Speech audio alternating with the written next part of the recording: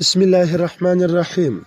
یو محترم ورور د حج طریقه غوښتې ده چې په څه طریقه باندې به دا کوم او ځکه چې روانېږي و حج ته. د دې محترم ورور په جواب کې به ووایو چې حج درې قسمه نیت کېږي، چې حج قران دی او دغه رقم حج افراد دی او حج تمتع دی. ځکه غالبا موږ د حج تمتع هغه طریقه وایو، ځکه چې هغه ستاسو دپاره د هغه دی.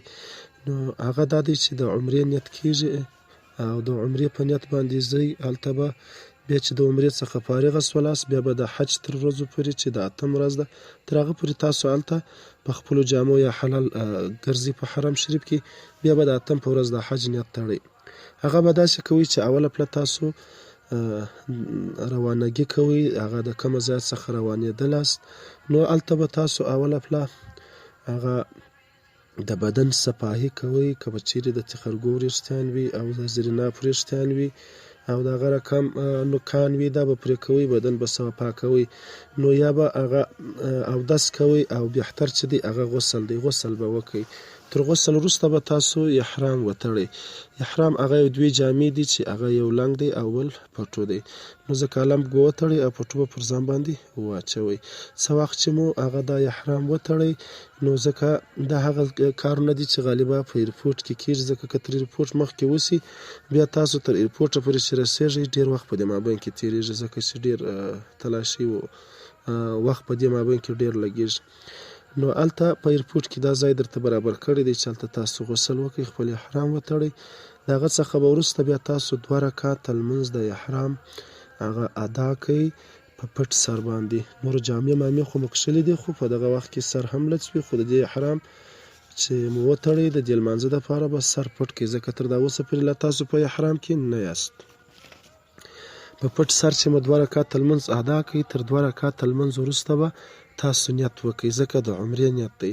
حج بیا هلته د حج دپاره احرام بیا هلته تړل کېږي. نیت په بیا داسې وکئ په پښتو باندې چې زه اراده لرمه د عمرې الله تېره څخه قبوله کړي، تېره ته اسانه کړي. یا الله زه اراده لرم د عمرې تېره څخه قبوله کړي، تېره ته اسانه کړي. تر دې وروسته دا خو نو لمونځ ادا سو، اوس هغه نیت هم تاسو وکئ د عمرې. اوس نو کله چې تاسو طیارې ته پورته سولاست، هلته به تاسو په تلبیه باندې شروع وکئ. تاسو به هلته تلبیه وایاست دا رقم: لبیک اللهم لبیک لبیک لا شریک لک لبیک ان الحمد والنعمة لک والملک لا شریک لک. دا تلبیه به تاسو ووایسته. باره به دا په لوړ اواز باندې، نر به په لوړ اواز باندې وایي، ښځه به په کښته اواز باندې وایي، خو دا به وایست ډېره ډېره بیا وایست. کله چې مکې معظمې ته ورسېدلاست، هلته اوله تاسو خپل وطاق ته بیاست. تاسو به هلته خپل غوټې مټې او اسباب ځای پر ځای کړئ. د هغه څخه به وروسته مخ پر مکه معظمه باندې را روان سئ. کله چې مکې معظمې ته هغه داخلېږئ، د باب السلام او یا د هرې دروازې څخه چې تاسو ته وسع وه چې تاسو داخلېدلاست، په ډېرې عاجزۍ او په ډېرې هغه ادب به داخلېږئ. تلبیه به د دې مخکې وایاست. څه وخت چې داخل سولاست مکې معظمې ته، سترګې مو پر مکه معظمه باندې ولګېدلې، اوله پله دا به وایاست چې الله اکبر لا اله الا الله. 3 واره به دا کلمه ووایاست. د دې وروسته به هغه دعاګانې وکئ چې ستاسو مقصد وي د دنیا او د آخرت لپاره. ځکه یو ځای د ځایو څخه په حج کې هغه دا دی چې دعا سړي قبلېږي چې د اوله پله پر مکه معظمه باندې سترګې ولګېږي.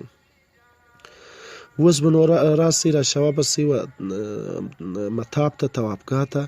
اوله شروع به د حجر اسود څخه وکئ، ځکه غالبا د حجر اسود مسه کول په ازدحام دی، سړي ته نورو خلکو ته ضرر رسېږي، تاسو ته خپل هم ضرر رسېږي.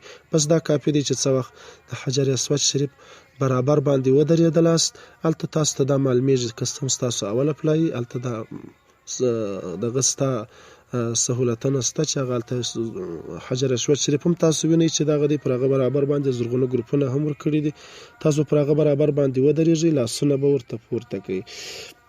د لاسو د پورته کولو سره به تاسو بسم الله الله اکبر لا اله الا الله والله اکبر ولله الحمد داسې کلمات ووایاست.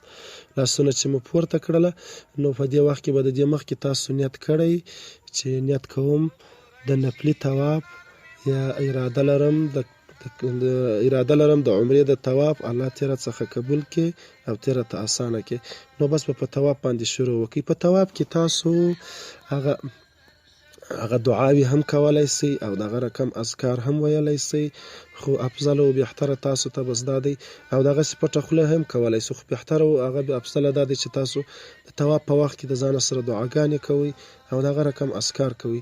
دا افضل او بهتره دی. په طواف په شروع وکړئ. څه وخت چې په رسته طرف باندې روان سولاست، پر مکه معظمه باندې راوګرځېدلاست، بېرته د حجر اسود شریف طرف ته راورسېدلاست، بیا به لاسونه ورته پورته کړئ، هغه کلمات یې به ووایاست. دا یو شوط سو، دا رقم به 2 واره پر راوګرځېږئ. 2 واره چې مو داسې هغه طواف پوره کړئ، نو د دې وروسته به 2 رکعته واجب د طواف ادا کېږي.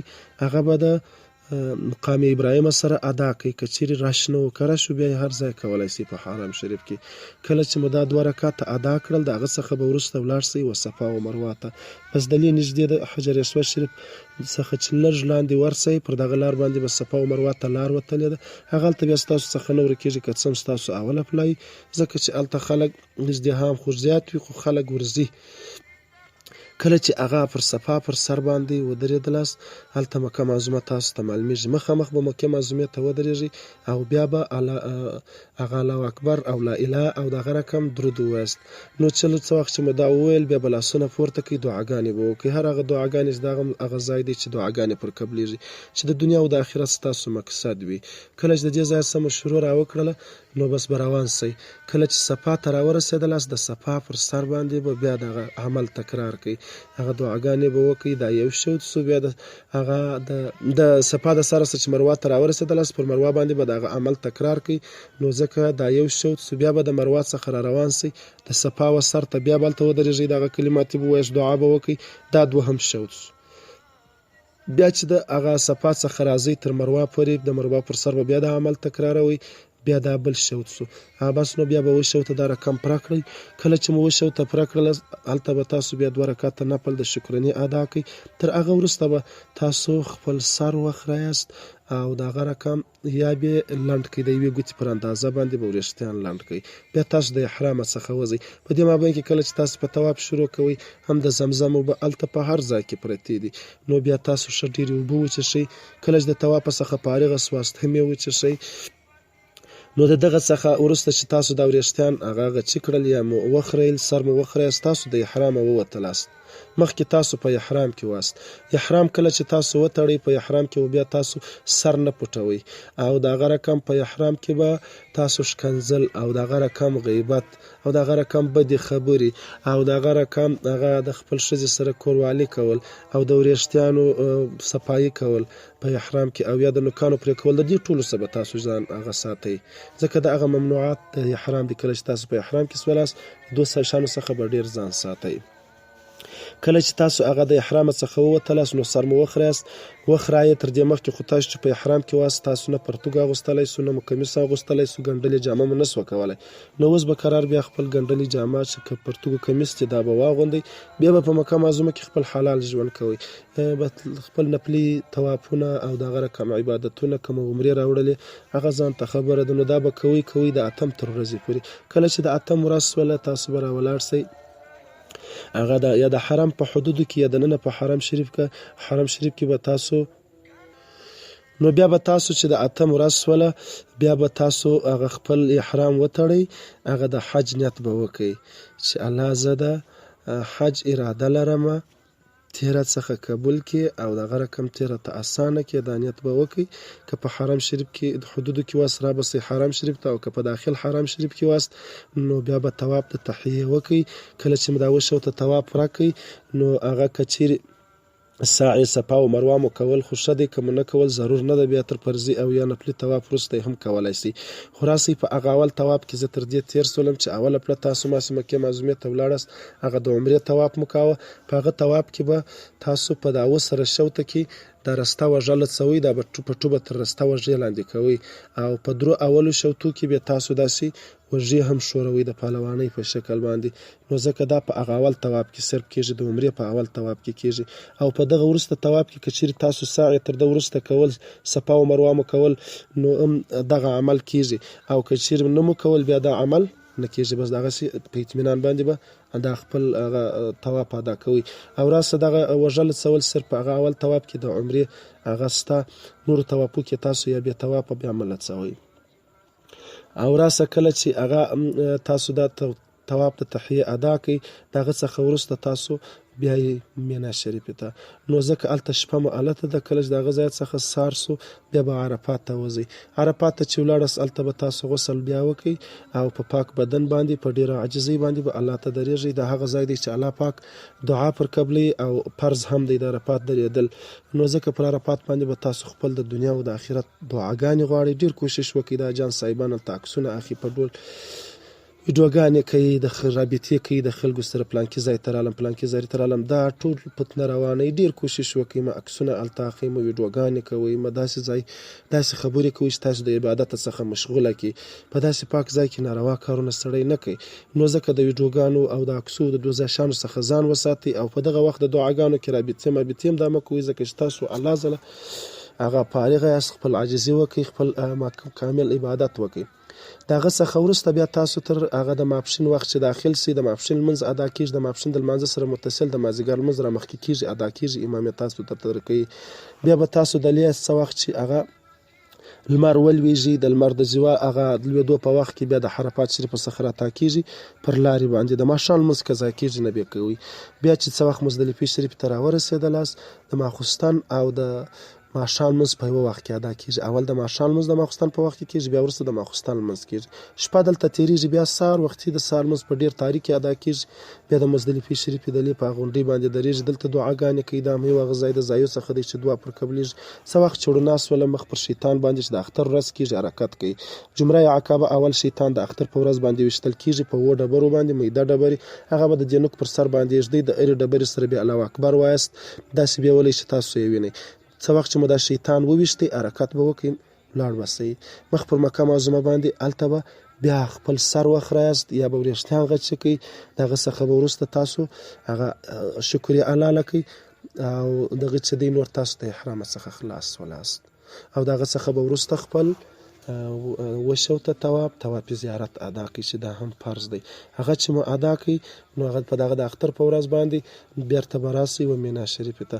بیا به نو تاسو ژوند په مینا شریفې کې کوئ. په 2مه ورځ باندې 3 سره شیطانان ویشتل کېږي او د هغه رقم په 3مه ورځ باندې 3 سره شیطانان ویشتل کېږي. په 4مه ورځ باندې 3 سره شیطانان ویشتل کېږي. کله چې 4مه ورځ شیطانان وویشتل تاسو به ولاړ سئ مکې معظمې ته.